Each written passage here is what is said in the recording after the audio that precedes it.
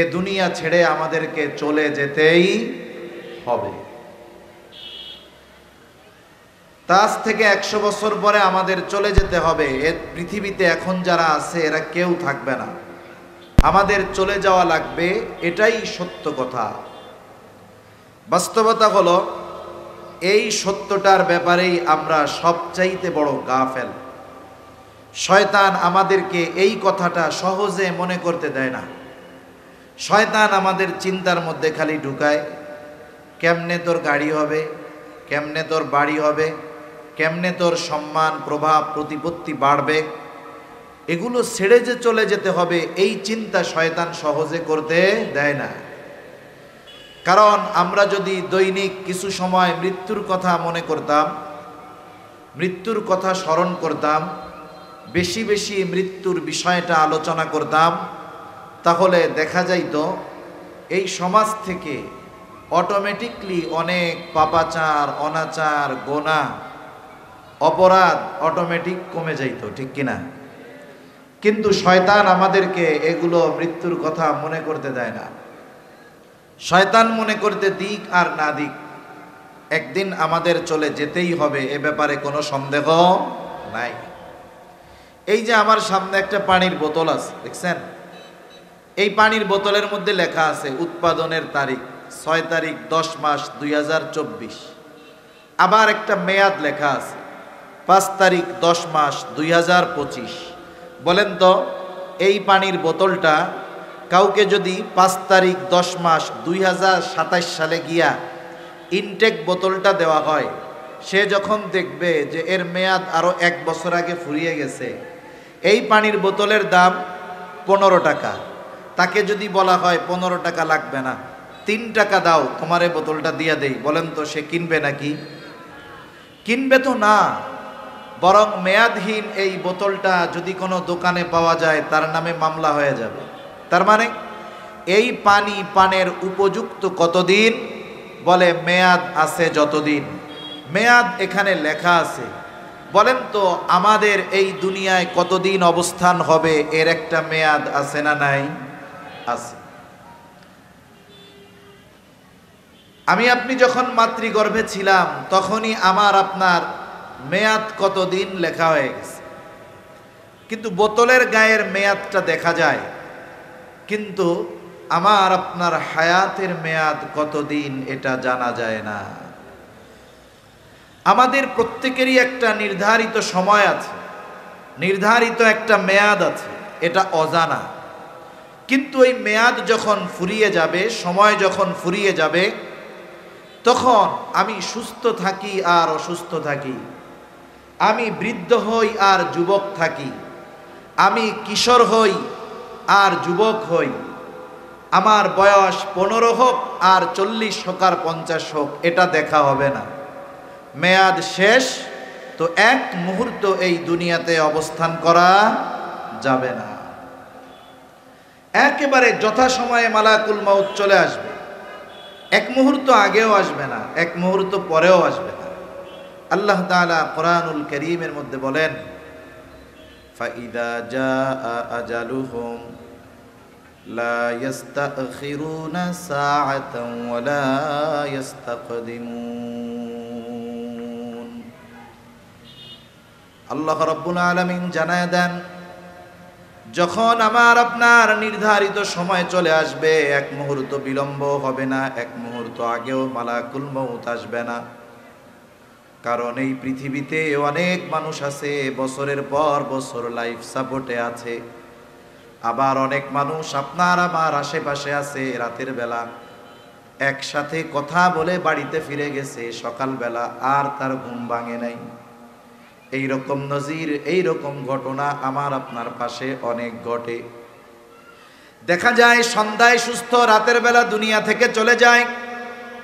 একদিন আমার আপনার সময় যখন চলে আসবে, সুস্থ থাকি আর অসুস্থ থাকি, বেঁচে থাকা যাবে না, চলে যেতে হবে দুনিয়া থেকে। একটা মানুষের ওই অবস্থা যখন হয়, মসজিদের মধ্যে তার ব্যাপারে অ্যালার্ম দেওয়া হয়, বলা হয় অমক এলাকার অমক, অমকের ছেলে অমক আজ বিকাল 5 ঘটিকার সময় ইন্তেকাল করিয়াছে।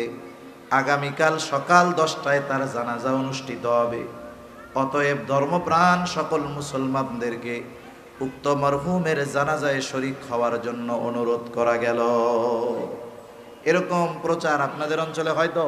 ভাই সাউন্ডটা একটু বাড়াবেন মেহেরবানি করে, সাউন্ডটা ছাড়েন না আর একটু, এতবার বললে তো খারাপ লাগে নিজের কাছে। তাহলে এই ঘোষণা আমাদের সমাজে দেওয়া হয়। আজকে অনেকের ব্যাপারে আমরা এই ঘোষণা শুনি, একদিন আমার আপনার ব্যাপারেও ঘোষণা দেওয়া হবে। এই ঘোষণা দেওয়ার মাঝে একটা শব্দ বলা হয়, অমকে ইন্তেকাল করিয়াছে। ইন্তেকাল, ইন্তেকাল শব্দটি আরবি শব্দ, অর্থ স্থানান্তরিত হওয়া। অনেক সময় দেখবেন একটা বিল্ডিং এর মধ্যে একটা দোকান আছে, শোরুম আছে, ব্যাংক আছে, অনেক সময় ওই ভবনটা চেঞ্জ করে আরেক ভবনে তারা তাদের অফিস নিয়ে যায়। তখন প্রচারপত্রের মধ্যে লেখে এই ব্যাংক বা এই শোরুম, এই দোকান স্থানান্তরিত করা হয়েছে, অমুক জায়গায় নিয়ে যাওয়া হয়েছে। তার মানে এই দুনিয়া থেকে আমরা স্থানান্তরিত হই, চূড়ান্তভাবে নিশ্চিহ্ন হয়ে যাই না। কারণ আল্লাহ রাব্বুল আলামিন আমাদের মঞ্জিলে মাকসুদ একেবারে শেষ অবস্থানে পৌঁছানোর আগ পর্যন্ত কয়েকটা ধাপ, কয়েকটা মঞ্জিল, কয়েকটা স্টেশন অতিক্রম আমাদের দ্বারা করান। যেমন একটা সময় আমরা কিছুই ছিলাম না, না ছিল এই দেহ, না ছিল এই রূহ, কিছুই ছিল না। আল্লাহ রাব্বুল আলামিন আদম আলাইহিস সালামকে সৃষ্টি করলেন। আল্লাহ তাআলা কোরআনুল কারীমের মধ্যে বলেন, ইয়া আইয়ুহান নাসুত্তাকু রাব্বাকুমুল্লাযী খালাকাকুম মিন নাফসিন ওয়াহিদা ওয়া খালাকা মিনহা যাওজাহা ওয়া বাথসা মিনহুমা রিজালান কাসীরান ওয়া নিসাআ। আল্লাহ রাব্বুল আলামিন জানায় দেন, আমাদেরকে এক প্রাণ থেকে আল্লাহ তাআলা সৃষ্টি করেছেন। তার মানে মানব সৃষ্টির মূল উৎস আল্লাহ তাআলা আদম আলাইহিস সালাম থেকে মূলত মানব বিস্তারের জন্য যেই ব্যবস্থাপনা এটা গ্রহণ করেছেন। খলাকাকুম মিন নাফসিন ওয়াহিদা, একটি প্রাণ থেকে আল্লাহ তাআলা আমাদের সৃষ্টি করেছেন। হাদিসের মধ্যে আসছে, আদম আলাইহিস সালাতু ওয়াস সালামকে সৃষ্টি করবার পর আল্লাহ তাআলা আদম আলাইহিস সালামের পৃষ্ঠদেশ তথা পিঠ থেকে কিয়ামত পর্যন্ত যত মানুষ আসবে, যত মানুষ আছে, যত মানুষ দুনিয়া থেকে চলে গেছে, আল্লাহ তাআলা সকলের রূহ একত্রে আদম আলাইহিস সালামের পৃষ্ঠদেশ থেকে বের করেছে। আর এই রূহ হলো আমাদের মূল, এটা কোনো সময় ধ্বংস হবে না, এটা অবিনশ্বর। কারণ অবিনশ্বর হওয়ার কারণ কি? রূহের আকৃতি দেখতে শুনতে কেমন এটা তো আমাদের জানা নেই, তবে এতটুক জানা এই রূহ হলো আল্লাহ তাআলার আদেশ। রূহ কার আদেশ? আল্লাহ তাআলার আদেশ। আল্লাহ যেমন চিরন্তন, ওনার আদেশও চিরন্তন। এজন্য রূহ শুধু স্থান পরিবর্তন করে কিন্তু ধ্বংস হয়ে যায় না। যেমন এই দুনিয়ায় আসার আগে সর্বপ্রথম আদম আলাইহিস সালামের পৃষ্ঠদেশ থেকে আল্লাহ তাআলা আমাদের বের করলেন। আমরা অবস্থান করলাম রূহের জগতে, আলমে আরওয়াহ, রূহের জগতে। দীর্ঘকাল ওই জায়গায় আমাদের অবস্থান ছিল। এরপরে আল্লাহ তাআলা আমাদেরকে পাঠাইলেন আলমে বাতন, মায়ের পেটের মধ্যে। ওইখান থেকে আল্লাহ তাআলা আমাদেরকে পাঠাইলেন আলমে দুনিয়া। এখন আমরা দুনিয়ার জগতে আছি। আবার যখন সময় ফুরিয়ে যাবে, আমার আপনার এই দেহ থেকে রূহ বিচ্ছিন্ন হয়ে যাবে, আমাকে আপনাকে নতুন এক গন্তব্যে পাড়ি জমাতে হবে, যেই জগতের নাম হলো আলমে বারজাখ। জগৎটা লোকচক্ষুর অন্তরালের এক জগৎ। ওই জগতের কিছু দুনিয়ার মানুষ দেখতে পারে না, আর দেখা যায় না বিধায় ওটাকে অস্বীকার করারও কোনো সুযোগ নাই। দুনিয়ার অনেক কিছু আছে আমরা না দেখাই বিশ্বাস করি, দুনিয়ার অনেক কিছু আছে না দেখাই মাইনা নেই। অনেক মানুষ অতি পণ্ডিতগিরি দেখাতে গিয়ে আলমে বারজাখ অস্বীকার করে, বলে যা দেখি না এটা মানি না, নাউজুবিল্লাহ। যা ওই দিকে যেতে গেলে কথা অন্য দিকে চলে যাবে। তাহলে একদিন আমাদেরকে স্থানান্তরিত হতে হবে, ইন্তেকাল, দুনিয়ার জগৎ থেকে আমাদের স্থানান্তরিত হতে হবে আলমে বরজখে। ওই জগতে আমাদের চলে যেতে হবে। কারণ একটা মানুষ যখন ইন্তেকাল করে, মনে করেন ঢাকার এক হসপিটালে মারা গেছে, জানাজার সময় নিকটবর্তী এই লোকটার মা বাবার দেওয়া একটা নাম ছিল, কিন্তু ওই লাশের জন্য, জানাজার জন্য অপেক্ষমান ব্যক্তিরা বারবার বলে লাশ কখন আসবে, লাশ আসে না কেন, লাশ কত দূর আসলো। তার মানে ওই দেহটার ভিতরে যদি রূহ না থাকে, ওইটার নাম হয়ে যায় লাশ, যার মধ্যে কিছুই নাই। এরপরে আমাদের স্থানান্তরিত হওয়া লাগলো আলমে বরজখে। ওইখানকার অবস্থা কেমন? অনেক কথার সম্মিলিত কথা হলো এইটা, আলমে বরজখে কারো কবর হবে জান্নাতের বাগান, কারো কবর হবে জাহান্নামের একটা গর্ত। যার কবরটা জান্নাতের বাগান হয়ে যাবে, তথা 3 প্রশ্নের জবাব যেই ব্যক্তি যথাযথভাবে দিতে পারবে, তার কবরটা জান্নাতের বাগান হয়ে যাবে। কবরে তথা আলমে বরজখে আমাদের প্রত্যেককে 3টা করে প্রশ্ন করা হবে। জানা আছে তো আপনাদের? 3 প্রশ্ন জানা আছে না? এরকম আছেন নাকি কেউ যে না এই 3 প্রশ্ন আমাদের জানা নাই? এরকম কেউ আছেন? আছেন নাকি এরকম যে না কবরে কি 3 প্রশ্ন করবে হুজুর এটা তো জানা নাই? জানা আসেনি সবার? সবার জানা আছে। মনে রাখতে হবে, যেই প্রশ্ন পরীক্ষার হলে গিয়ে জানা যায়, ওই প্রশ্ন উত্তর হলে গিয়ে দেওয়া এটা কঠিন না, সহজ বিষয়। কিন্তু যেই প্রশ্ন আগে জানায় দেওয়া হয় পরীক্ষার আগে, বুঝতে হবে হলে গিয়ে মানে যেখানে জবাব দিতে হবে ওই জায়গায় গিয়ে বাস্তবে জবাব দেওয়া কঠিন। দুনিয়ার পরীক্ষার প্রশ্নের জবাব নির্ভর করে লেখাপড়ার সাথে, আর পরকালে যেই প্রশ্ন করা হবে, কবরে যেই প্রশ্ন করা হবে, এটা নির্ভর করে আমলের সাথে। এখন যদি কেউ চিন্তা করে 3 প্রশ্ন তো আমাদের জানাই আছে, তাইলে মরার সময় ওসিয়াত কইরা যাবো যে মুখস্থ তো দুনিয়ায় ভালো মতো কর্মই করব, সাথে ওসিয়ত করবো যে এই 3 প্রশ্নের জবাব সুন্দর মতো আমারে লেখা দিবি, ফিরিস্তা আইসা জিজ্ঞাসা করতে দেরি, আমি দেখায় বলবো যে কি প্রশ্ন করবেন জানি, জবাব এই যে আছে। এখন বলেন তো, দুনিয়ায় পরীক্ষার হলে নকল নিয়ে গেলে যদি প্রশ্ন বাইদা যায়, ধুমসে লেখা যায়, কিন্তু এই প্রশ্ন যদি কেউ লেখাও নিয়ে যায়, জায়গা মতন গিয়া জবাব দেওয়া সম্ভব, যদি আমল না করে সম্ভব না। এই 3 প্রশ্নের জবাব নির্ভর করতেছে আমলের সাথে। প্রশ্ন 3টা কি, যেহেতু কথায় আসলো একটু বইলাই দেই। 1 নম্বর প্রশ্ন হবে মার রব্বুক, তোমার রব কে? বলেন তো আমাদের রব কে? জোরে বলেন না কে? 2 নম্বর প্রশ্ন হলো আমা দীনুক, তোমার দিন কি? বলেন তো আমাদের দিন কি? 3 নম্বর প্রশ্ন নবীজিকে দেখিয়ে বলা হবে মা হাদার রাজুলুল্লাযী বুইসা ফীকুম, অথবা নবীর ব্যাপারে জিজ্ঞাসা করা হবে ওমান নাবিয়ুক, বলেন তো আমাদের নবী কে? এই 3 প্রশ্নের জবাব আমরা সবাই দিতে পারবো, মুসলিম অমুসলিম সবাই পারবে, ছোট বাচ্চাটাও পারবে। কিন্তু বাস্তবতা হলো প্রথম প্রশ্ন আমার রব আল্লাহ, আমি আল্লাহ তাআলাকে রব বলে স্বীকার করবার পরে ওই রবের আদেশ নিষেধ যদি যথাযথভাবে মান্য না করি, তাহলে যতই মুখস্থ করি না কেন, কবরে গিয়ে মার রব্বুকা এই প্রশ্নের জবাব আমাদের দেওয়া সম্ভব হবে না।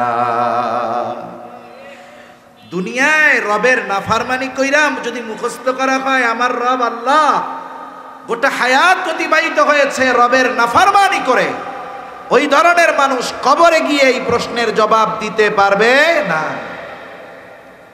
প্রশ্ন করা হলো আমা দীনুক, তোমার দিন কি? সারা জীবন ইসলামের বিরুদ্ধে আচরণ করেছে, না ছিল ব্যক্তি জীবনে ইসলাম, না ছিল পারিবারিক জীবনে ইসলাম, না ছিল অর্থনৈতিক জীবনে ইসলাম, না ছিল সামাজিক জীবনে ইসলাম, না ছিল রাষ্ট্রীয় ব্যবস্থাপনায় ইসলাম, কোথাও ইসলামের গন্ধ নাই।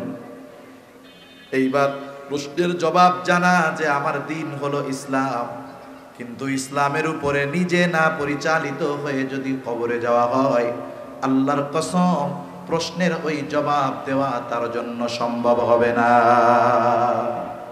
প্রশ্নের জবাব যদি দিতে হয় ইসলামের আলোকে নিজেকে সাজাতে হবে। নবীজির ব্যাপারে জিজ্ঞাসা করবে, কে এই ব্যক্তি যাকে তোমাদের কাছে প্রেরণ করা হয়েছিল? কে জবাব দিতে পারবে? যে নবীর সুন্নাতের উপরে নিজের জীবনকে সাজিয়েছে, নবীর আদর্শের আলোকে নিজের জীবনকে সাজিয়েছে, সে জবাব দিবে।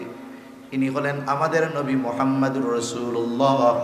সারা জীবন সুন্নাতের বিরোধিতা করে সুন্নাত অনুযায়ী না চলে যতই মুখস্থ করা হোক, আমার আপনার নবী মুহাম্মদুর রাসূলুল্লাহ সাল্লাল্লাহু আলাইহি ওয়াসাল্লাম সুন্নাত অনুযায়ী জীবন যাপন না করলে এই প্রশ্নের জবাব দেওয়া সম্ভব হবে না।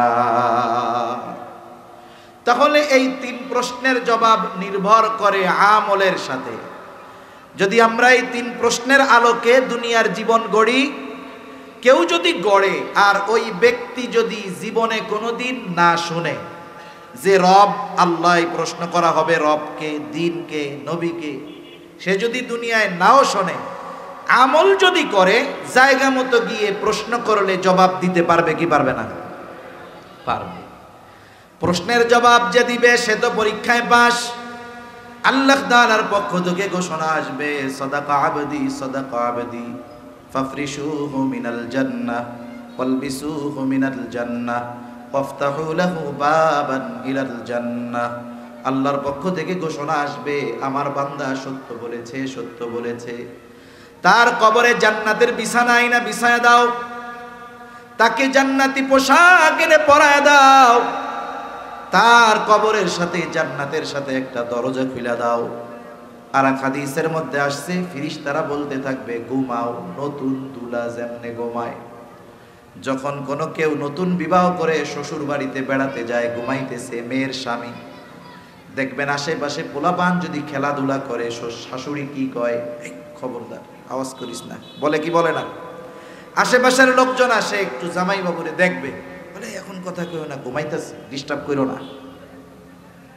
যতক্ষণ দরজা সে নিজের থেকে না খুলে ততক্ষণ তারে কেউ ডিস্টার্ব করে না।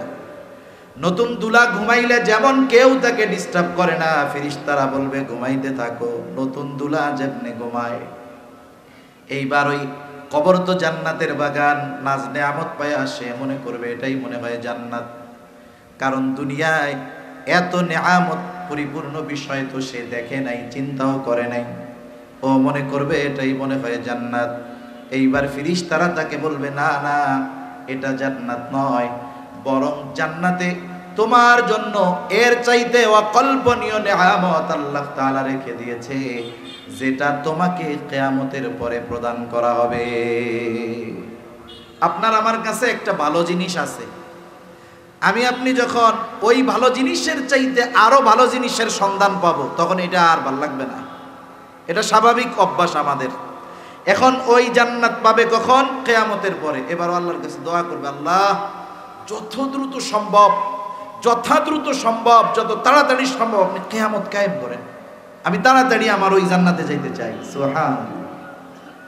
আরেকজনের পরিস্থিতি কি হবে? এর বিপরীত, যে জবাব দিতে পারবে না, তার ব্যাপারে ঘোষণা আসবে, কাদাবা আবদি ফাফরিশুহু মিনান নার ওয়ালবিসুহু মিনান নার ওয়াফতাহু লাহু বাবান ইলান নার। মিথ্যা বলছে আমার এই বান্দা, মিথ্যা বলেছে, জাহান্নাম থেকে আগুনের বিছানা এনে বিছায়া দাও, আগুনের পোশাক তাকে পরায় দাও তার কবরের মধ্যে, আর জাহান্নামের সাথে তার কবরের সাথে দরজা খুলে দাও। ওই ব্যক্তি মনে করবে এটাই মনে হয় জাহান্নাম, কারণ এর চাইতে কঠিন কষ্টের আর কোনো কিছুই হতে পারে না। প্রচন্ড কষ্ট অনুভব হতে থাকবে। এইবার ফেরেশতারা তাকে জানায় দিবে, না, তোমার জন্য যেই জাহান্নাম প্রস্তুত আছে ওই শাস্তির তুলনায় এটা কোনো কিছুই না। আমরা সবাই কম বেশি মুসিবতে থাকি। একজন টাকা পয়সাওয়ালা মানুষ, এরেও যদি জিজ্ঞাসা করেন কেমন আছেন, দেখবেন একজন গরিব মানুষ যা বলবে ভালো আছি, উনার আরো বিপদ বেশি, উনি বলবে আমি আরো বড় মুসিবতে আছি। এখন আমরা যদি ছোটখাটো মুসিবতে থাকি, ওই সময় যেটা বড় মুসিবত, এখন মনে করতেছি এর চাইতে বিপদ, আমার মতো মুসিবতে, আমার মতো বিপদে আর কেউ নেই। কিন্তু ওই বিপদের চাইতে যদি বড় বিপদের সম্মুখীন আমরা হয়ে যাই, তখন কি মনে হবে? যেটা আছে এটাই বালা, ঠিক কিনা বলেন? এইটাকে আর বিপদ মনে হবে না। ওরা জাহান্নামের শাস্তির খবরে এত ভীত সন্ত্রস্ত হবে, ওদের কাছে মনে হবে এই খবরেই আরামে আছে। এবার আল্লাহর কাছে তারা ফরিয়াদ করবে, আল্লাহ সহজে যেন কিয়ামত কায়েম না হয়। ওরা যতই বলুক কাজ হবে না। আল্লাহ তাআলা একটা সময় এই পৃথিবী ধ্বংস করে দিবেন। ইসরাফিল আলাইহিস সালামও প্রস্তুত। আল্লাহ তাআলা কোরআনুল কারীমের মধ্যে বলেন, ওয়া নুফিখা ফিস সূরি ফাসাইকা মান ফিস সামাওয়াতি ওয়া মান ফিল আরদ ইল্লা মান শাআল্লাহ সুম্মা নুফিখা ফীহি উখরা ফাইযা হুম কিয়ামুন ইয়ানজুরুন। আল্লাহ রাব্বুল আলামিনের নির্দেশে ইসরাফিল আলাইহিস সালাম সিংহায় ফুৎকার দিবেন। প্রথমবার সিংহায় ফুৎকার দেওয়া হবে, ফাসাইকা মান ফিস সামাওয়াতি ওয়া মান ফিল আরদ। আসমান আর জমিনের মধ্যবর্তী স্থানে যত প্রাণী আছে, যত প্রাণ আছে, মুফাসসিরিনে কেরাম বলেন প্রথমে জ্ঞান হারাবে, এরপরে তাদের মৃত্যু হবে। তার মানে আল্লাহ তাআলা যেগুলো চান সেগুলো ছাড়া, যাদের চান তারা ছাড়া যত প্রাণী আছে, যত প্রাণ আছে, যত মানুষ আছে, সকলে মৃত্যুবরণ করবে। তার মানে সর্বশেষ মানুষটাও আলমে বরজখের বাসিন্দা হয়ে যাবে। আল্লাহ তাআলা বলেন, সুম্মা নুফিখা ফীহি উখরা ফাইযা হুম কিয়ামুন ইয়ানজুরুন। এক সিংহায় মানব সভ্যতার ইতিহাস শেষ, মানব জাতির ইতিহাসের ইতি ঘটবে, পৃথিবীর অবস্থানের ইতি ঘটবে। আবার পরবর্তীতে আরেক সিংহায় ফুৎকার দেওয়া হবে। ওইটার দ্বারা কি হবে? প্রত্যেকের অবস্থান স্থল থেকে উঠে যাবে, দাঁড়িয়ে যাবে, দাঁড়ায়া তাকায় তাকায় দেখতে থাকবে কি হইতাছে এইগুলা। এখন এই যে দুই সিংহায় ফুৎকারের মাঝে ব্যবধানের সময়টা কতকাল? আমরা আলমে বরজখে থাকবো কতদিন? দুনিয়ায় তো 50, 60, 70 বছর থাকবো সর্বোচ্চ, কিন্তু আলমে বরজখে দুনিয়া থেকে ইন্তেকালের পরে কিয়ামতের আগ পর্যন্ত কতদিন থাকতে হবে? সর্বোচ্চ হিসাবটা থাকলো এক পাশে, সর্বনিম্ন হিসাবটা কি? মুফাসসিরিনে কেরাম বলেন, যেই ব্যক্তি সর্বশেষ এই দুনিয়া থেকে বিদায় নিবে তাকেও কমপক্ষে 40,000 বছর আলমে বরজখে থাকতে হবে। সুবহানাল্লাহ। শব্দ একটা, সুম্মা, এর মধ্যে পার হয়ে যাবে কমপক্ষে 40,000 বছর। প্রত্যেকে উঠে দাঁড়িয়ে যাবে, ফাইদা হুম কিয়ামুন ইয়ানজুরুন, দাঁড়িয়ে দেখতে থাকবে কি হচ্ছে এগুলো। ওয়াকালাল ইনসানু মা লাহা, মানুষ দাঁড়ায় উঠা দেখবে আর বলবে কি হইতেছে এইগুলা। আল্লাহ তাআলা আরেক জায়গায় বলেন, ওয়া নুফিখা ফিস সূরি ফাইযা হুম মিনাল আজদাসি ইলা রাব্বিহিম ইয়ানসিলুন। এখানে দ্বিতীয়বার সিংহায় ফুৎকার উদ্দেশ্য প্রত্যেকে তার অবস্থান স্থল থেকে উঠে যাবে। দ্বিতীয়বার সিংহায় ফুৎকার পরে প্রত্যেকে তার অবস্থান স্থল থেকে উঠে যাবে। শুধু তাই না, ইলা রাব্বিহিম ইয়ানসিলুন, প্রত্যেকে তাদের রবের দিকে ছুটতে থাকবে। উইঠা দেখবে কি হচ্ছে, অটোমেটিক রবের দিকে ছুটতে থাকবে। ওই দিনের অবস্থাটা কেমন, ওই দিনের পরিস্থিতিটা কেমন হবে। অনেক সময় দেখবেন একেবারে আকাশে পরিষ্কার আবহাওয়া, উজ্জ্বল আবহাওয়া, সূর্যটা সুন্দর মতো আলো দিতেছে, মানুষের মন মেজাজও ফুরফুরে। মুহূর্তের ভিতরে 2, 4, 5 মিনিটের ভিতরে হঠাৎ করে গোটা আকাশ কালো অন্ধকার মেঘে ছেয়ে যায়। দুপুর বেলায় মনে হয় সন্ধ্যা নেমে এসেছে, রাত চলে এসেছে। আপনার এই 5 মিনিট আগের অবস্থা যেটা ছিল মনের, যখন পরিবর্তন হয়ে ঝড়ের পূর্বাভাস দেখা যায়, একটা গম্ভীর ভাব মনে হয়। অবশ্যই মানুষের 5 মিনিট আগের মনের অবস্থা আর এই সময়ের অবস্থার মধ্যে পরিবর্তন ঘটে যায়। তখন মানুষ ছুটাছুটি করে, জলদি করে বাসায় ঢুকতে হবে, ঝড় যদি চলে আসে কোথায় দাঁড়াবো, এই একটা চিন্তা। তার মানে একটা আবহাওয়ার পরিবর্তনের কারণে মানুষের পরিবর্তন, মনের পরিবর্তন আসে। বৃষ্টির সিজনে দেখবেন বৃষ্টি না হইলে ভালো লাগে না। শীতের সিজনে গরম লাগলে ভালো লাগে না, এটা মনের সাথে একটা সম্পৃক্ত বিষয়। কিয়ামতের ময়দানে মানুষেরা উঠবে, ওঠার পরে আবহাওয়া দেখে, অবস্থা দেখে, গম্ভীর্যতা দেখে এতটা ভীত সন্ত্রস্ত হবে, রাসূল আকরাম সাল্লাল্লাহু আলাইহি ওয়াসাল্লাম বলেন কিয়ামতের দিন সবাই বিবস্ত্র অবস্থায় উঠবে, কারো গায়ে কোনো পোশাক থাকবে না। আয়েশা সিদ্দিকা রাদিয়াল্লাহু তাআলা আনহা বলেন, ইয়া রাসূলুল্লাহ, মানুষেরা কি একে অপরের দিকে তাকাবে না, লজ্জা পাবে না? নবীজি বলেন, আয়েশা, মানুষ এতটা চিন্তিত ভীত থাকবে যে একজন আর একজনের দিকে তাকানোর বিষয়টা চিন্তাও করবে না। শুধু তাই না, এই আয়াতগুলোর আলোকে একথাও বোঝা যায় যে যাদের কবরে আযাব ছিল, আযাব, এই আযাবের প্রারম্ভে যারা মনে করতেছিল এটাই মনে হয় জাহান্নাম, কারণ এর চাইতে কঠিন শাস্তি আর হতে পারে না, ওই মানুষগুলাও হাসরের ময়দানের অবস্থা দেখে তার যে আযাব হচ্ছিল কবরে সেটাও ভুলে যাবে। আল্লাহ তাআলা বলেন, ক্বালু ইয়া ওয়াইলানা মান বাআসানা মিন মারকাদিনা হাযা মা ওয়া'আদার রহমানু ওয়া সাদাকাল মুরসালুন। আল্লাহ রাব্বুল আলামিন বলেন, ক্বালু ইয়া ওয়াইলানা মান বাআসানা মিন মারকাদিনা, তারা বলবে, হায় দুর্ভোগ, ইয়া ওয়াইলানা মান বাআসানা মিন মারকাদিনা, কে আমাদেরকে আমাদের অবস্থান স্থল থেকে জাগায় দিল। জাগানো কাকে হয়? বলে যে ঘুমায় তাকে। তাদের এই কথার জবাব ফেরেশতারা অথবা মুমিনারা জবাব দিয়ে বলবে, হাযা মা ওয়া'আদার রহমানু ওয়া সাদাকাল মুরসালুন। আরে শোনো, এটা তো দয়াময়ের সেই প্রতিশ্রুত দিবস, হাদা মা ওয়া'আদার রহমান, যেই দিবসের ওয়াদা তিনি দিয়েছিলেন। শুধু তাই না, ওয়া সাদাকাল মুরসালুন, তিনি যাদেরকে প্রেরণ করেছিলেন, নবী রাসূল যারা, সকলেই এই দিবসের সত্যায়ন করেছে। এটাই সেই দিবস। এই দিবসের এক নাম হলো ইয়াউমুল হাসর, একত্রিতকরণ দিবস, কারণ এই দিন পৃথিবীর সবাইকে একত্রিত করা হবে। এই দিবসের এক নাম হলো ইয়াউমুল জাযা, প্রতিদান দিবস। দুনিয়াতে একটা মানুষ যদি সর্বোচ্চ ভালো কাজ করে, তার ভালো কাজের পূর্ণ প্রতিদান দুনিয়াতে দেওয়া হয় না, দেওয়া সম্ভব নয়। একটা মানুষ যদি সর্বোচ্চ মন্দ কাজ করে এই দুনিয়ায়, তাকে ওই মন্দ কাজের প্রতিদান এই দুনিয়ায় পরিপূর্ণ দেওয়া হয় না, দেওয়া সম্ভব নয়। তাহলে ভালো কাজ হোক আর মন্দ কাজ হোক, মানুষের দুনিয়ার কর্মের পূর্ণ প্রতিদান দেওয়া হবে কিয়ামতের দিন। এই জন্য ওই দিবসের এক নাম হলো ইয়াউমুল জাযা, প্রতিদান দিবস।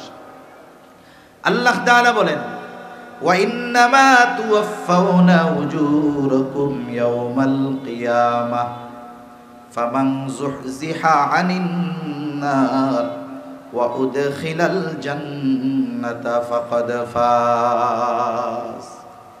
কর্মের প্রতিদান দেওয়া হবে কিয়ামতের দিন, পরিপূর্ণ প্রতিদান। জাহান্নাম থেকে, আগুন থেকে তথা জাহান্নাম থেকে যাদেরকে বাঁচানো হবে, জান্নাতে প্রবেশ করানো হবে। আল্লাহ তাআলা বলেন, ফাকাদ ফাজ, ওই মানুষগুলোই সফল। আল্লাহ তাআলা আমাদেরকেও সফলদের দলে অন্তর্ভুক্ত হওয়ার তৌফিক দান করেন। হাসরের ময়দানে বিচার আচার তো হবে।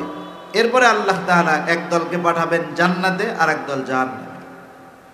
ফারিকুম ফিল জান্নাতি ওয়া ফারিকুম ফিস সাঈর, এক দল জান্নাতি আর এক দল জাহান্নামী, জান্নাতি জান্নাতে, জাহান্নামী জাহান্নামে। হাসরের ময়দানে মানুষ এত ভীত সন্ত্রস্ত থাকবে, সে নিজের পরিচয় কাউকে দিতে চাইবে না, তার পরিচিত কেউ আসলেও তাকে চিনতে চাইবে না। সেই দিন প্রত্যেকে নিজের চিন্তায় বিভোর থাকবে।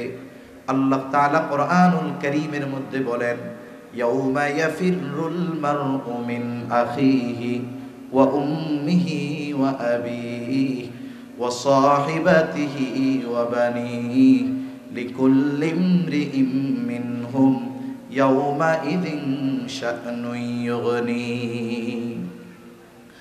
আল্লাহ তাআলা বলেন কিয়ামতের দিন ভাই ভাইয়ের থেকে পলায়ন করবে। ওয়া উম্মিহি ওয়া আবিহি, পিতামাতার থেকে পলায়ন করবে। ওয়া সাহিবাতিহি ওয়া বানিহি, স্ত্রী সন্তানদের থেকে পলায়ন করবে।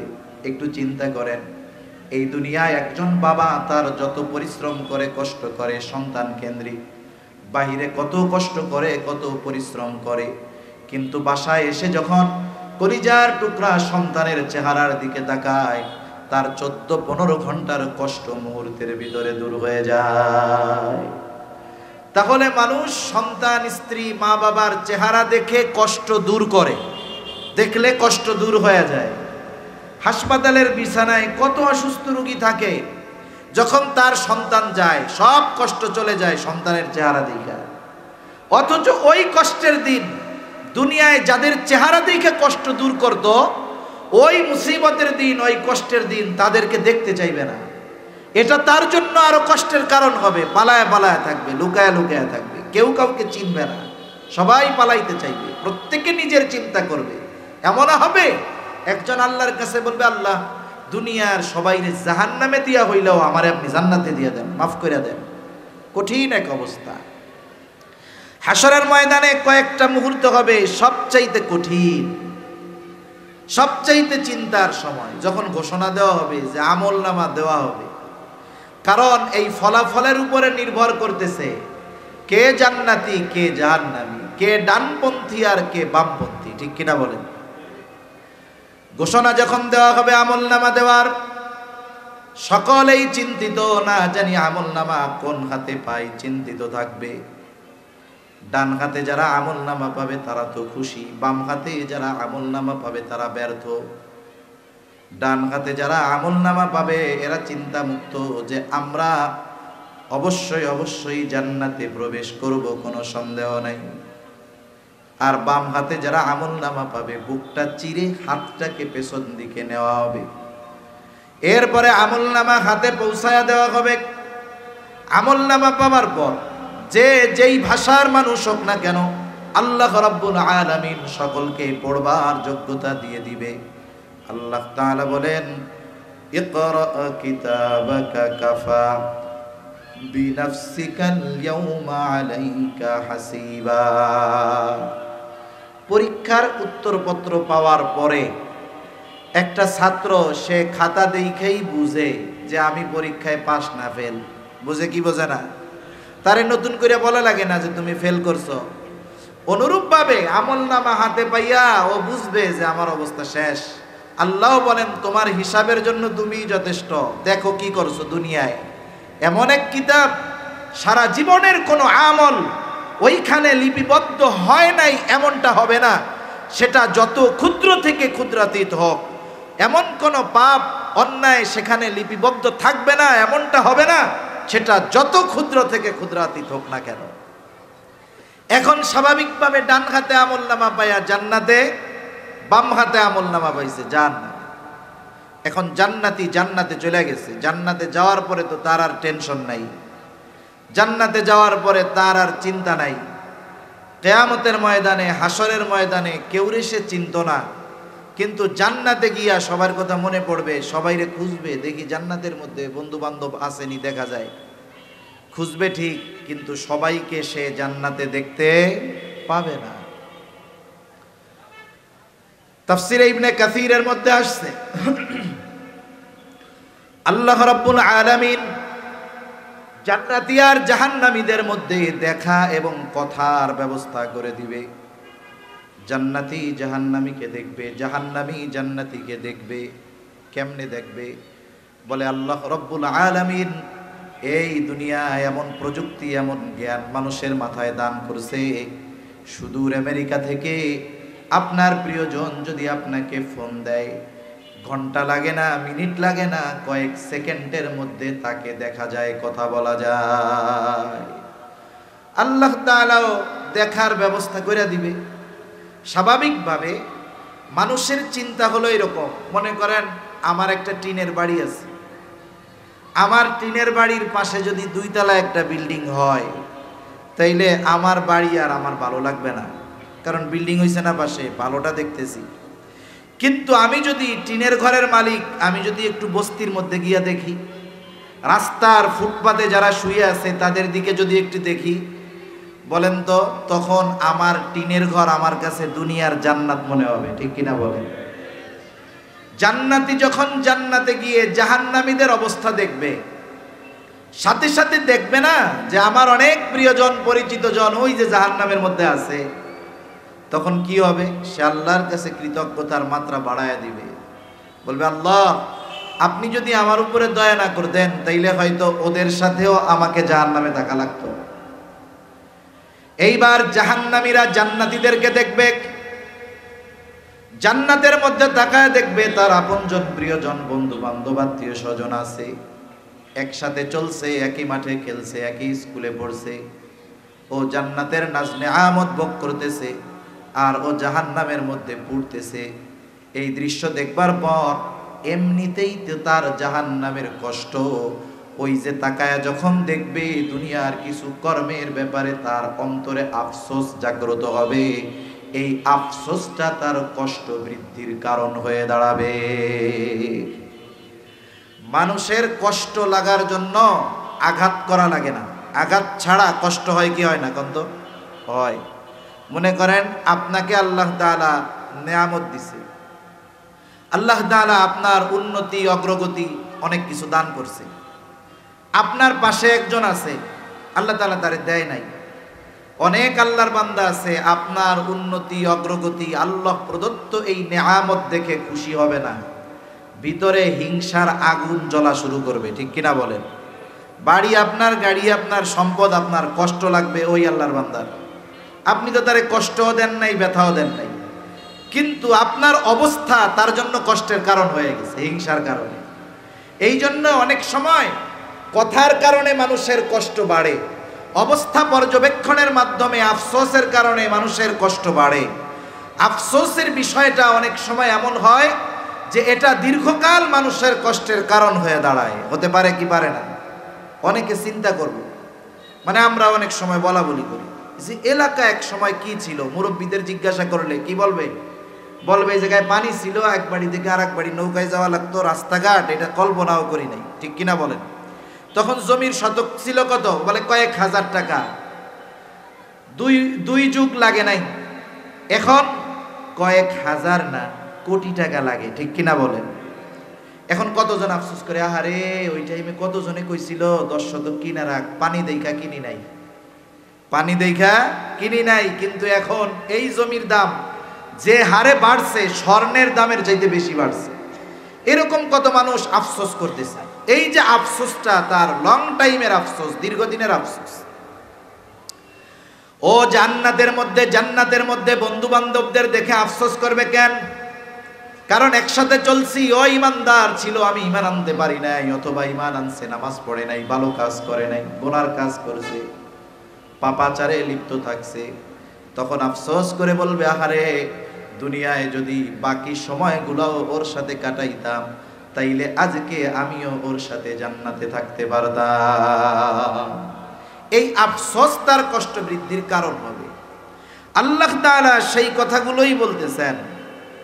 কারণ যেই মানুষগুলো বাম হাতে আমলনামা পাবে তাদের ঠিকানা জাহান্নাম, তারা তাদের কৃতকর্মের জন্য জাহান্নামে আবদ্ধ থাকবে, শাস্তি ভোগ করতে থাকবে। আল্লাহ তাআলা বলেন, কুল্লু নাফসিন বিমা কাসাবাত রহিনা ইল্লা আসহাবাল ইয়ামিন। প্রত্যেকে তার কর্মের কারণে আবদ্ধ থাকবে, অর্থাৎ তাদের পাপের কারণে প্রত্যেকেই শাস্তি ভোগ করবে, জাহান্নামে থাকবে। ইল্লা আসহাবাল ইয়ামিন, তবে যারা ডানপন্থী, ডান হাতে আমলনামা পেয়েছে তারা নয়, কারণ তাদের আবাসস্থল হইল জাহান্নাম। এইবার জান্নাতীরা জান্নাতে, ফি জান্নাতি ইয়াতাসাআলুনা আনিল মুজরিমিন। জান্নাতীরা জান্নাতে পরস্পর মুজরিমদের ব্যাপারে আলোচনা করবে, সাথে সাথে কথা বলার ব্যবস্থাও আল্লাহ করে দিবে। জিজ্ঞাসা করবে না, কিরে ভাই ওই লোকটা জাহান্নামে গেল কেন রে ভাই, ওই লোকটা তো দুনিয়ায় আমাগো লগেই ছিল, কারণটা কি, এইসব আলোচনা করবে। এখন আল্লাহ তাআলা কথা বলার ব্যবস্থা করে দিবে। এইবার জান্নাতীরা পরস্পর জাহান্নামীদের সাথে কথা বলবে, জিজ্ঞাসা করবে মা সালাকাকুম ফি সাকার, এই সাকার কোন জিনিসে তোমাদেরকে এই সাকারে আনলো, কেন তোমরা জাহান্নামী হইলা, কোন কারণে জাহান্নামী হইলা। যদিও আয়াতগুলো কাফেরদের ব্যাপারে নাজিল করা হয়েছে, কিন্তু বাস্তবতা হলো ওই যে কারণগুলোর কারণে তারা জাহান্নামী, ওই কারণগুলো যদি আমাদের মধ্যে থাকে ওগুলো ধারণ করা যাবে না, বরং ওগুলো বের করে দিতে হবে। জান্নাতীরা প্রশ্ন করে মা সালাকাকুম ফি সাকার। এখন একটা কথা তো এই জায়গায়, কি কথা বলে, এখনো তো আছি দুনিয়ার মধ্যে, তাইলে জান্নাত আর জাহান্নামী, জান্নাতি আর জাহান্নামীদের মধ্যে কথাবার্তা এটা হইল, আল্লাহ পাইল কই? এখন এই কথা বলতে গেলে তো লম্বা সময় চলে যাবে, তো একটা উদাহরণ দিলে বুঝতে সহজ হবে। মনে করেন দুনিয়ার এক জায়গাতেই একই ভবনে বসত করে একজন ভবিষ্যৎ দেখে আর একজন ভবিষ্যৎ দেখে না। কেমনে? মনে করেন বিশ্ব রোডের পাশে একজনের বাড়ি 10 তলা, একজন 10 তলার উপরে থাকে আর একজন থাকে 1 তলায়। এখন 10 তলায় যিনি থাকেন 1 কিলোমিটার দূরে একটা অ্যাক্সিডেন্ট হয়েছে। বলেন তো 1 তলায় যিনি আছেন তিনি কি ওই 10 তলায় থেকে যে অ্যাক্সিডেন্ট দেখছে ওটা দেখতে পারবে? তার মানে এই খবর ওনার কাছে আগেই পৌঁছায় গেছে। 1 তলাওয়ালার কাছে যেটা ভবিষ্যৎ, 10 তলাওয়ালার কাছে সেটা বর্তমান হইয়া অতীত হয়ে গেছে। এটা দুনিয়ায় হয় এরকম। এখন আমরা মানুষ, আমাদের কাছে সময়টা 3 ভাগে বিভক্ত। কয় ভাগে? সজাগ আছেন তো? কয় ভাগে বিভক্ত বলেন তো? অতীত, বর্তমান, ভবিষ্যৎ। অতীত, বর্তমান, ভবিষ্যৎ। কিছু অতীত, বর্তমান একবারে কম, আর সামনে আছে ভবিষ্যৎ। কিন্তু আল্লাহ তাআলা হলেন সময়ের স্রষ্টা। আমাদের কাছে যেটা অতীত ওনার কাছেও এটা প্রেজেন্ট, আমাদের কাছে যেটা ভবিষ্যৎ ওনার কাছেও এটা প্রেজেন্ট। তার মানে আমাদের কাছে যেটা হবে ওটা আল্লাহর কাছে হয়ে গেছে। কথা বুঝেন নাই? যেহেতু উনি সময়ের স্রষ্টা, ওনার জন্য সময় 3 ভাগে বিভক্ত নয়, সব ওনার সামনে বর্তমান। আর আমাদের কাছে সময় বা কিছু ঘটনা, কিছু অতীত হয়ে গেছে, কিছু বর্তমান, আবার কিছু ঘটনা ঘটবে ভবিষ্যতে আমাদের কাছে। কিন্তু সময়ের স্রষ্টা যিনি, যেই ঘটনা আমাদের কাছে ঘটবে সেটা আমাদের কাছে ভবিষ্যৎ, কিন্তু আল্লাহ তাআলার কাছে বর্তমান। আল্লাহ রাব্বুল আলামিন জানায় দেন, প্রশ্ন করবে, জান্নাতীরা জানতে চাইবে মা সালাকাকুম ফি সাকার, কেন জাহান্নামী হইলা, কোন কারণে তোমরা এই সাকারের অধিবাসী হইলা? 1 নাম্বার তারা বলবে ক্বালু লাম নাকু মিনাল মুসাল্লিন। 1 নাম্বার তারা বলবে আমরা জাহান্নামী হওয়ার 1 নাম্বার কারণ আমরা মুসল্লি ছিলাম না। মুফাসসিরিনে কেরাম লিখেন যে আমরা ইমানদারদের মতো ঈমান আনি নাই, নামাজে অংশগ্রহণ করি নাই, এই জন্য আমরা জাহান্নামী। 1 নাম্বার কারণ। আমরা যদি স্বাভাবিকভাবে আয়াতগুলোকে সবার ব্যাপারে ধরি, তাহলে প্রথম বিষয়ে জাহান্নামে যাওয়ার কারণ কি? নামাজ না পড়া। একজন ইমানদারও যদি ইচ্ছা করে নামাজ না পড়ে, ঈমান যদি থাকে, হয়তো অনন্তকাল জাহান্নামে থাকবে না, কিন্তু এই নামাজ না পড়ার কারণে শাস্তি হবে কি হবে না? আল্লাহ যদি মাফ করে দেয় ভিন্ন কথা, কিন্তু স্বাভাবিক নিয়ম শাস্তি তাকে ভোগ করতে হবে। তাহলে 1 নাম্বার কারণ বলবে লাম নাকু মিনাল মুসাল্লিন, আমরা মুসল্লি ছিলাম না, নামাজি ছিলাম না। মুসল্লিকে সপ্তাহে 1 দিন মসজিদে হাজিরা দিলে সে মুসল্লি নয়। ঢাকা শহরে অনেক মসজিদ 5 তলা, 6 তলা, 7 তলা মহল্লার ভিতরে। তার মানে জুমার দিন যত মানুষ আছে সব ওই মহল্লার লোক। মসজিদে যত মানুষ, রাস্তার মধ্যে তার চাইতে দ্বিগুণ মানুষ। মানুষগুলো বাহিরের নয়, বরং ওই মহল্লার। দেখা যাবে জুমার দিন যেই মসজিদ 6 তলা 7 তলা ভরে, রাস্তাঘাট পরিপূর্ণ হয়ে গেছে, ওই মসজিদে ওই দিনের আসরের নামাজে 6 তলা বহুদূর নিচের তালার 5 কাতারও ভরে না। এইবার যদি আপনি পার্সেন্ট ভাগ করেন, ওই জুমার নামাজে যারা আসছিল আর আসরের নামাজেরটাও যদি ধরেন, দেখবেন জুমার নামাজে যেই পরিমাণ লোক আসছে তার 5% লোকও আসরের নামাজে আসে নাই। তার মানে 95% মানুষ 5 ওয়াক্ত নামাজ পড়ে না। আবার যদি আর একটু যাচাই বাছাই করেন, আর কি, আখের মেশিনে আখ ভাঙে দেখছেন, প্রথম যখন ভালোটা দেয় রস পড়ে না, এরপরে আবার দেয় রস পড়ে, এরপরে আমরা দেখি সুখ না, এইবার ও এটারে মুড়াইয়া আবারও মারে, দেখি এরপরেও রস বের হয়। মনে হয় বাপসাব এরকম আরো 10 বার দিলে রস বের হইতেই থাকবে। এইরকম যদি একটু চাপ দেন আর কি, তাহলে দেখবেন এই 5% মুসল্লির মধ্যে 3.5-4%-এর নামাজ আবার হয় না। তাহলে খুঁজা টুইজা পাওয়া যাবে কি, যত মুসলমান আছে দেখা যাবে 1% বা 2% নামাজির নামাজ হইতে পারে। অবস্থা এরকম।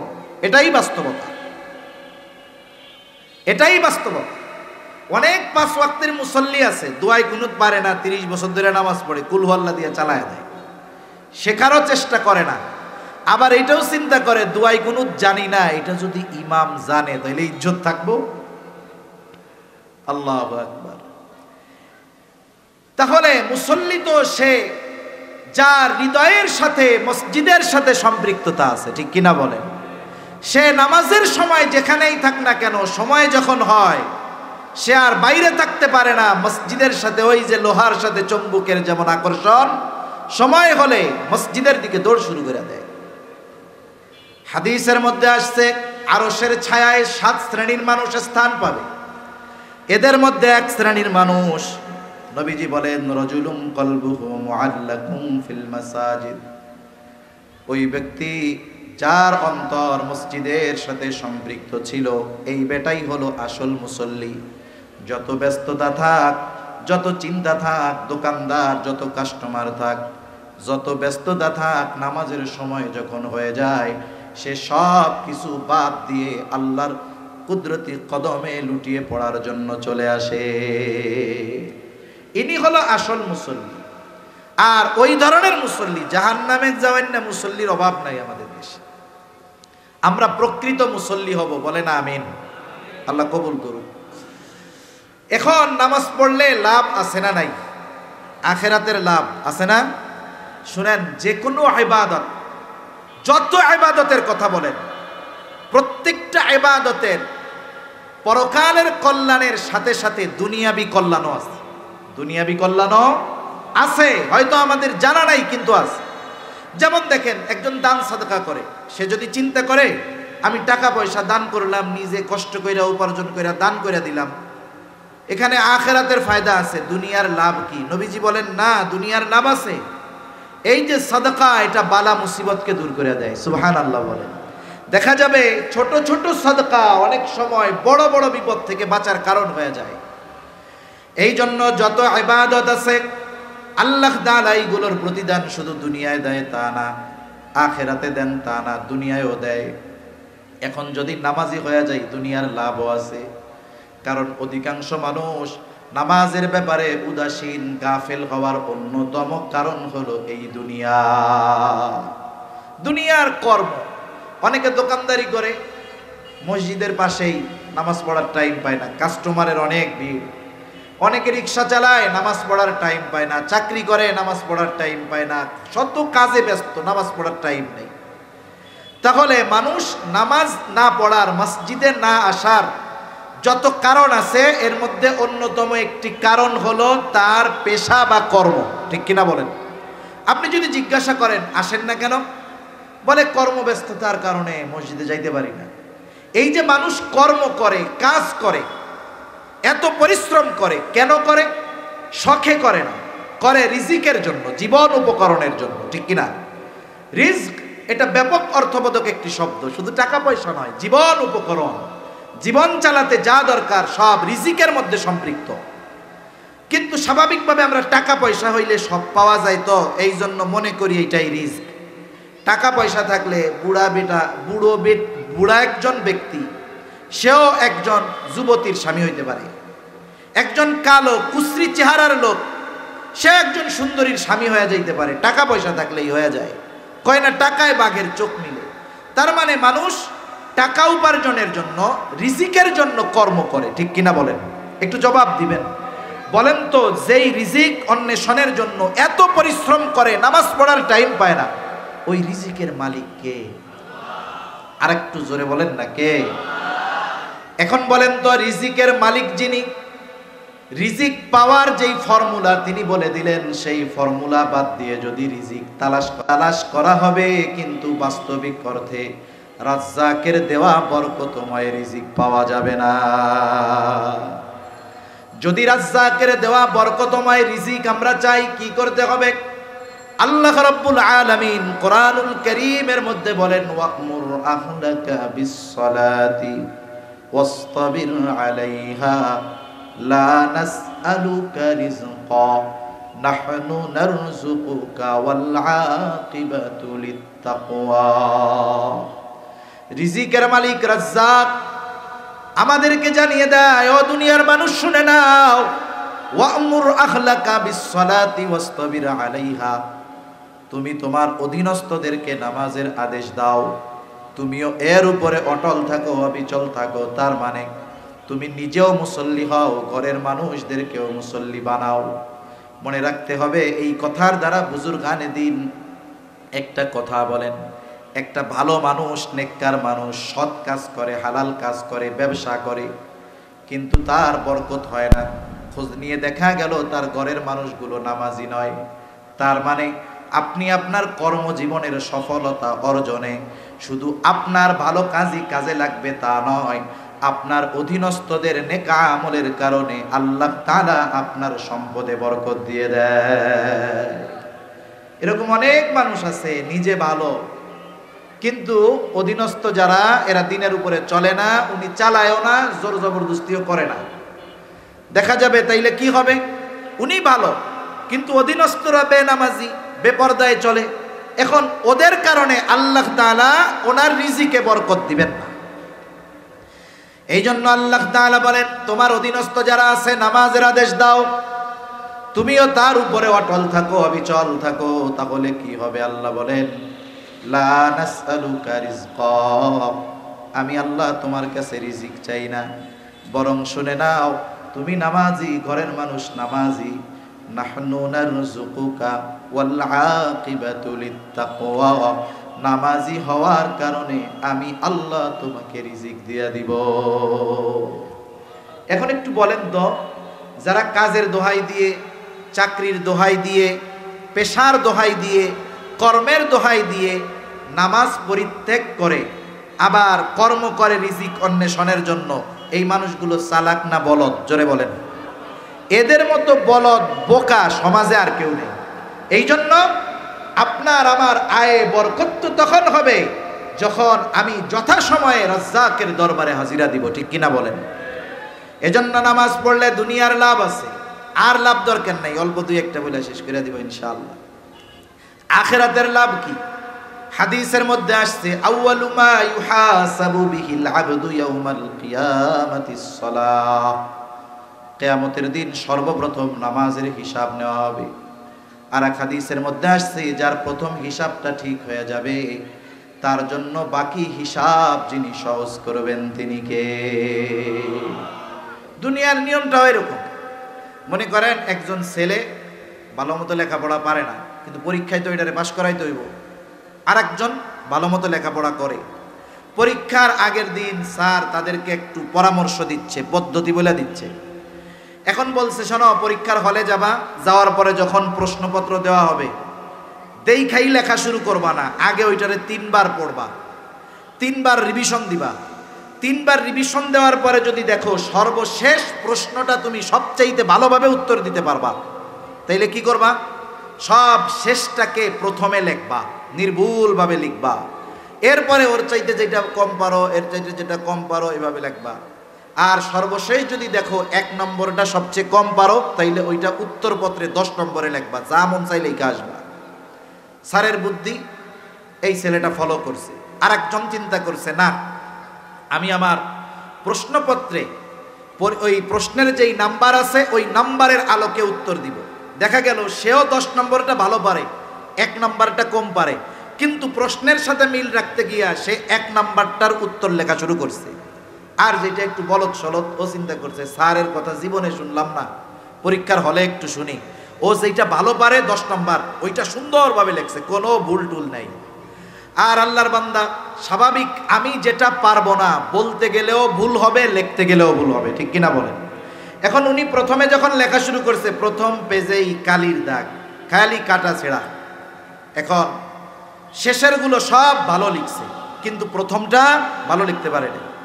এবার উত্তরপত্র যখন এক্সামিনারের কাছে গেছে, উনি দেখতেছে যে এই ছেলেটার প্রথম প্রশ্ন নির্ভুল, এত সুন্দর লিখছে। পাশে আবার ওয়াইফ আসছে চা দেওয়ার জন্য, দেখাইতেছে যে দেখো ছেলেটা কত ভালো লিখছে, দেখছো লেখাটা কত সুন্দর। এবার ওয়াইফ বলতেছে, শোনো, নাম্বার তো আর শ্বশুর বাড়ি থেকে দিবা না, তোমার তো 10-এ 10 দেওয়ার ক্ষমতা আছে, দিয়া দাও, তাতে কি হয়েছে? এই যে মুড ভালো, এবার দিছে 10-এর মধ্যে 9 বা 8 বা 10-এ 10ই দিয়া দিল। কলম উপরে উঠছে, ঠিক না? উপরে উঠছে না? এইবার চিন্তা করে প্রথমটা তো ভালো, পরের গুলা ভালোই হইব, দে দাগা। লাস্টে একবারে শেষ প্রশ্নের উত্তরে ও ওর বাবার নাম 14 গোষ্ঠীর নাম লেখছে, যা প্রশ্নে চাইছে কিছুই লেখে নাই। চিন্তা করে যা, এটাও মনে হয় ভালোই লেখছে, কমপক্ষে 10-এ 6। দেখা যাবে ওই যে যেটা ভালো ওইটা আগে লেখার কারণে বাকিগুলায় মার্ক পায়া গোল্ডেন এ প্লাস। আরেকজন শুরুতে খারাপ লিখছে, শেষের গুলা সব ভালো, কিন্তু মুড একটু খারাপ, 10-এর মধ্যে 2 দিছে। এখন কলম আর উঠে না, শেষে যেটা নির্ভুল লেখছে ও আগে লেখা 10-এ 10, আর ওই নির্ভুলটা ও শেষে লেখা 10-এর মধ্যে 5 পাওয়া কষ্ট করার জন্য। দুনিয়ার নিজামটা এরকম দেখেন, প্রথমে ভালো দেখে বাকিগুলাকেও ভালো মনে করতেছে। অনুরূপভাবে যখন নামাজের হিসাব ঠিকঠাক মতো হয়ে যাবে, বাকি হিসাবগুলো আল্লাহ তাআলা সহজ করে দিবে। কেমনে? বুজুর্গানে দিন বলেন, আরো তো ত্রুটি বিচ্যুতি অন্যায় থাকবে, কিন্তু আল্লাহ তাআলা দেখাও না দেখার অভিনয় করবে। মনে করেন মাদ্রাসার মধ্যে বা স্কুলের মধ্যে একটা ছেলে পড়ালেখায় 100-তে 100, হুজুরে কইছে হুজুর আমি একটু 1 নম্বরে যাই। এইবার 1 নম্বরের কথা 5 মিনিটের জায়গায় 15 মিনিট খাইয়া আসছে। হুজুর দেখে কিছু বলে না, কারণ পড়ালেখা ঠিক আছে তো, কিছু বলে না। মানে শাস্তিযোগ্য অপরাধ যদি না হয়, পড়ালেখায় ঠিক একটু চঞ্চল, ওস্তাদ অনেক উল্টাপাল্টা দেখাও না দেখার ভান করে, কিছু কয় না। কিন্তু আরেকজন খুব ভালো, কিন্তু লেখাপড়া ঠিক মতো করে না, পড়তেছে ঠিক মতো। এখন ওরে যখনই প্রস্রাবে চাপ দিছে, দাঁড়াইছে, হুজুর একটু 1 নাম্বার, এমনি তো দাঁড়াইছে ডরে ডরে। আর হুজুর কয় কাম হইছে, এই বয়সে ডায়াবেটিস বানাইছো না, খালি মতন আর মতন, লেখাপড়া নাই, খালি প্রস্রাব করতে যায়। চিন্তা করছেন? ওই যে ও লেখাপড়া পারছে, মূলটা ঠিক আছে, বাকিগুলো একটু উল্টা পাল্টা হয়েছে, দেখাও না দেখার ভান করে ওস্তাদ। আর ওর লেখাপড়া ঠিক নাই বিধায় যাই চোখে পড়ে খালি এই করে ওই করে সেই করে। কিয়ামতের দিন এরকম হবে, নামাজের হিসাব সহজ ঠিক, বাকিগুলা তো অন্যায় থাকবেই, কিন্তু আল্লাহ দেখাও না দেখার ভান কইরা বান্দারে মাফ কইরা দিবে। সুবহান। যাই হোক, কথা লম্বা হয়ে যাইতেছে। আল্লাহ তাআলা জানায় দিলেন জাহান্নামীরা 1 নম্বরে বলবে আমরা মুসল্লি ছিলাম না, এই কারণে জাহান্নামী। এখন আপনারা একটু জবান খুইলা বলবেন, এরা মুসল্লি না হইয়া জাহান্নামী হইল, এরা তো মুসল্লি নয়, আমরা কি হব? জোরে বলেন, জোরে বলেন না কি হব? আমরা মুসল্লি হব। শত ব্যস্ততা থাক, শত কাজ থাক, নামাজ আমরা বাদ দিব না। যেখানেই থাকি না কেন, নামাজের সময় যখন হবে, এই কপালটাকে আল্লাহর কুদরতি কদমের সাথে লুটায়া দিব। 2 নাম্বার তারা বলবে মা সালাকাকুম ফি সাকার ক্বালু লাম নাকু মিনাল মুসাল্লিনা ওয়া লাম নাকু নুতঈমুল মিসকিন। যারা মিসকিন, নিঃস্ব, অসহায়, আমরা তাদেরকে খানা দিতাম না। সাধারণভাবে খানা খাওয়ানো ফজিলতের কাজ। নবীজির কাছে এক ব্যক্তি আসছে, এসে জিজ্ঞাসা করতেছে আইয়ুল ইসলামি খাইর, ইসলামের মধ্যে ভালো আমল কোনটা? নবীজি ছিলেন উম্মতের রুহানি ডাক্তার। একই প্রশ্নের জবাব, ব্যক্তির ভিন্নতায় জবাব নবীজি ভিন্ন দিতেন। এই ব্যক্তির ব্যাপারে নবীজি জবাব দিলেন তুতঈমুত তাআম ওয়া তাকরাউস সালাম, আলা মান আরাফতা ওয়া মান লাম তারিফ। নবীজি বললেন, মানুষরে খানা খাওয়াও, আর পরিচিত অপরিচিত সবাইকে বেশি বেশি সালাম দাও। নবীজি বললেন খানা খাওয়াও। এখানে নবীজি কোনো স্তর বিন্যাস করেন নাই, বলেন নাই যে গরিবরেই খাওয়াইবা, ধনীরে খাওয়াবা না। একজন গরিব সে যদি আল্লাহর সন্তুষ্টির জন্য, জাগতিক কোনো স্বার্থের জন্য নয়, একজন ধনীরে খাওয়াইছে আল্লাহর সন্তুষ্টির জন্য, বলেন তো সে সওয়াব পাবে কি পাবে না? পাবে। এখন যার প্রয়োজন নাই তাকে যদি আল্লাহর জন্য খাওয়ানো হয়, এখানে যদি সওয়াব হয়, তাহলে যার প্রয়োজন আছে খাবারের তাকে যদি খাওয়ানো হয়, সওয়াব আছে না নাই? এখানে দুটো কাজ হবে, একটা খানা খাওয়ানোর প্রতিদান পাওয়া যাবে, দ্বিতীয় খানা তার প্রয়োজন ছিল, প্রয়োজন মেটানোর সওয়াব পাওয়া যাবে। হাদিসের মধ্যে আসছে নবীজি সাল্লাল্লাহু আলাইহি ওয়াসাল্লাম বলেন, দুনিয়াতে আমরা যদি অপর মুসলিম ভাইয়ের প্রয়োজন মিটিয়ে দেই, আল্লাহ তাআলা দুনিয়া আখিরাতে আমার আপনার প্রয়োজন মিটায় দিবে। সুবহানাল্লাহ। আবার দেখেন, খানা খাওয়ানো ফজিলতের কাজ, স্বাভাবিকভাবে খানা খাওয়ানো ফজিলতের কাজ, মিসকিন অসহায়কে খানা খাওয়ানোর ফজিলতের কাজ। আবার যদি ওই অসহায় ক্ষুধার্ত ব্যক্তি আমার আপনার প্রতিবেশী হয়, তাহলে এই খানা খাওয়ানো শুধু ফজিলতের কাজ নয়, এটা ঈমান সম্পৃক্ত বিষয়।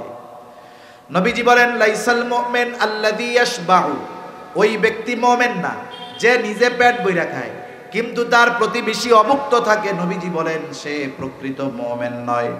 এই জন্য আমি আপনি আমার আপনার প্রতিবেশীর দিকেও নজর রাখবো। ভালো যদি রান্না করি তাকে দিয়ে একটু সহযোগিতা করব।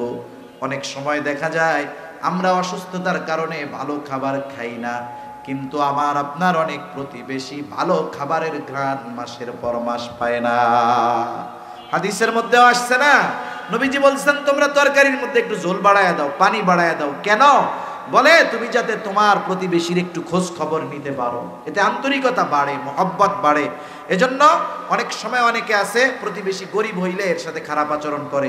আমার আপনার আত্মীয় স্বজন যত টাকা পয়সাওয়ালা ধন দৌলতওয়ালা হোক না কেন, বিপদে যদি পড়ি উনি ঢাকার থেকে আসতে আসতে বাড়ি পুইড়া ছাই হয়ে যাবে, পানির বালতি নিয়া ওই গরিব প্রতিবেশী আগে দৌড়ায়, ঠিক কিনা বলেন?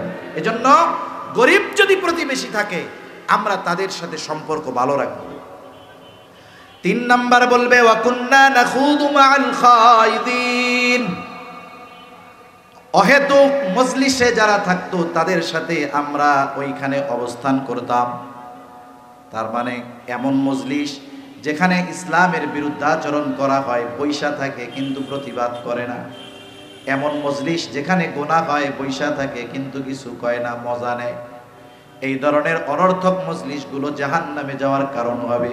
হাকিমুল উম্মাত আশরাফ আলী থানবী রহমাতুল্লাহি আলাইহি বলেন, 2 ধরনের মজলিস ছাড়া বাকি সব মজলিসগুলো ক্ষতিকর। একটা হলো দুনিয়াবি উপকারী মজলিস, যেই মজলিসে দুনিয়াবি বৈধ কল্যাণ আছে, উপকার আছে এমন মজলিস। আর দ্বিতীয় হলো দ্বীনি মজলিস। এই 2 ধরনের মজলিস ছাড়া বাকি মজলিসগুলা অধিকাংশ সময় গুনার মজলিসে পরিণত হয়ে যায়। চায়ের দোকানের মজলিসগুলা, ওইখানে কোরআন হাদিসের কথা হয়, ওইখানে কেমনে গুনার থেকে বাঁচা যায় এই কথাগুলো হয়, হয় না? হয়, এগুলো হয় না। এই যে অনর্থক মজলিস, সময়টারে ব্যয় করে ফেলতেছে। আর ভার্চুয়াল ডিজিটাল অনর্থক মজলিস হইল মোবাইল। ডিজিটাল অনর্থক মজলিস কি? মোবাইল। ওইখানে তো ফেসবুকে বন্ধু বান্ধবের সাথে থাকা হয়, অহেতুক সময় ব্যয় করা হয়। দুনিয়ায় বেঁচে থাকতে সময়ের কদর বোঝা যায় না, কিন্তু মারা যাওয়ার পরে সময়ের দাম বোঝা যাবে, করার কিছু থাকবে না। আল্লাহ তাআলা বলেন, وأنفقوا مما رزقناكم من قبل أن يأتي أحدكم الموت فيقول ربي لولا أخرتني إلى أجل قريب فأصدق وأكن من الصالحين। আল্লাহ তাআলা বলেন, তোমাদেরকে যা দেওয়া হয়েছে মৃত্যু আসার পূর্বে তার থেকে তোমরা দান করো, ব্যয় করো। মিন ক্বাবলি আন ইয়াতিয়া আহাদাকুমুল মাউত, আল্লাহ তাআলা মরণ আসার আগে ভালো কাজ করতে বলছে, দান সাদকা করতে বলছে। এখন মরণ চলে আসলো, ফিরে আসার উপায় নাই। ওই মৃত ব্যক্তি কথা বলে, অনেক কিছু বলে, কিন্তু আমরা শুনতে পারি না। যে কথাগুলো বলে এর মধ্যে একটা হলো রবের কাছে ফরিয়াদ করে বলে, লাউলা আখখারতানি ইলা আজালিন করিব, ও প্রভু আমারে যদি কিছু সময়ের জন্য আর একটু অবকাশ দিতেন, দুনিয়ায় যাওয়ার সুযোগ দিতেন, ফাআসাদদাকা ওয়া আকুম মিনাস সালিহিন, আমি দান সাদকা করতাম, সাথে সাথে সৎ কর্মশীলদের অন্তর্ভুক্ত হয়ে যাইতাম। বলেন তো ওই সময় যত আফসোস করা হোক না কেন, একটু মুহূর্তের জন্য তাকে পুনরায় দুনিয়ায় ফিরে আসার সুযোগ দেওয়া হবে নাকি? হবে না। এই জন্য সময় থাকতে অনর্থক মজলিসে সময় ব্যয় করা যাবে না। 4 নম্বর, কুন্না নুকাদ্দিবু বিয়াউমিদ্দিন। দুইটা অবস্থা হইতে পারে। যদি ইমানদার আগের অপকর্মগুলো করে, মানে নামাজ পড়ে না, মিসকিনদের খানা দেয় না, অনর্থক মজলিসে থাকে, কিন্তু ইমানের বিষয়গুলো মোটামুটি ঠিক আছে, ইমান নিয়ে মরছে, তাইলে তো শাস্তি ভোগ কইরা জান্নাতে গেল। কিন্তু যদি অবস্থা এমন হয় আখিরাতের ব্যাপারে যদি সে অবিশ্বাসী হয়, যে বিশ্বাসই করে না, তাইলে তো তার আখিরাত চূড়ান্তভাবে বরবাদ, ঠিকানা তার জাহান্নাম। আল্লাহ তাআলা বলেন এই অবস্থার পরে তারা কি বলবে? বলবে হাত্তা তানাল ইয়াকিন। এভাবে তো দুনিয়া চলতেছিল, এক সময় ইয়াকিন চলে আসলো, দৃঢ় সত্য চলে আসলো, মৃত্যু চলে আসলো, মারা গেলাম, তওবা করতে পারি নাই, ঈমান আনতে পারি নাই, এখন আমাদের ঠিকানা জাহান্নাম। যেহেতু আখিরাত স্বীকার করে বেঈমান। আর আল্লাহ তাআলা বলেন ফামা তানফাউহুম শাফাআতুশ শাফিঈন। এটা কাফের, এটা পরকাল অবিশ্বাসী, কারো সুপারিশ, কোন সুপারিশকারীর সুপারিশ এদের ব্যাপারে গ্রহণ করা হবে না। সেজন্য সম্মানিত উপস্থিতি, আমরা চাই আমাদের আখিরাত সুন্দর হোক, কিন্তু আখিরাত সুন্দর হবে দুনিয়ার কর্মের মাধ্যমে। এজন্য আমরা শত ব্যস্ততা থাকলেও নামাজ বাদ দিব না, অনর্থক মজলিসে বসবো না, মানুষদেরকে অসহায় যারা কিছু খাওয়াবো, আর আখিরাতের প্রতি দৃঢ় বিশ্বাসী হব। কেন? বলে যার আখিরাতের প্রতি বিশ্বাস যত বেশি, তার দুনিয়ার কর্ম তত সুন্দর হয়ে যায়।